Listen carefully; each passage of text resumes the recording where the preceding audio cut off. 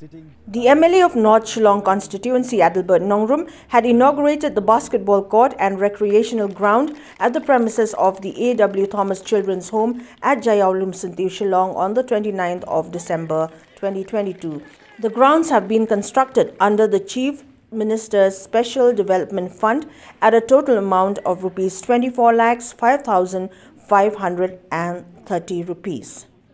Baru kibuan lang manisanran ban sakini ka singit ko budak kajing pli ya kani ka scheme ka ba ngalayo lemba ka CM UDF dengan kap ni ribon bangan pli ya ka.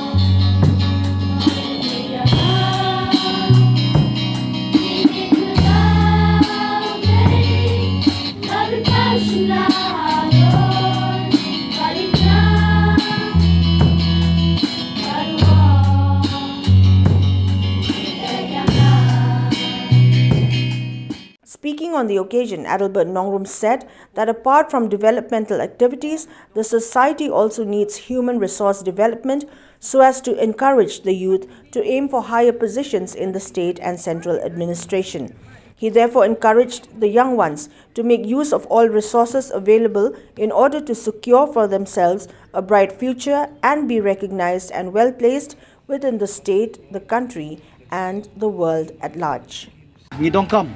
Ya kita kajinglong bengin exercise hela kajong kajing im ha kajimut perkhat ha kamen sim ha kamet temar kadaw ngilai syong bar kinong peniat bait bodon borom jong ni ka homes menglai perkhat baga bahatam na ka bahatam ngin ayapi khnang bakani kanlong kaban yarap na kaban taban saindur ya kajimut perkhat jong pi ya kajim men sim jong pi ya kamet ru ngidong kam ki exercise but na lor ki boro ken mau biang shoban syong bakani ka di intellectual constituency ngidong kam palat umdai tagi developmental activities hoi kita gi part and parcel ka bangi dongkam andai ka bangi kham dongkam ba i kham dongkam kongsan ka bangi kham dawa tagi jing dongkam kadai ka human resource development ka bangin penmi ya tagi IS ngin penmi tagi IPS ngin penmi tagi MPS ngin penmi ya ki he sarkar mangila ban rule ya kani ka jela ka jungi hadin sanpo snam nglayak lenti mentah din sanpo snem ngidang dongkam ki consultancy nasabar ke ka banjai ki resources ki jongi namar tadaw nginum long bercuhun ya ka ban suka mala ki khmat ani ban set kulut ki skor lada ki wei kila balai ngi pat ngimla nangit scam ba pi kum ki khun ba e joni ka homes pen penokam hok ya kini ki banta ki banglayo ban mang lemba ka pisa jong pai ba show pai ba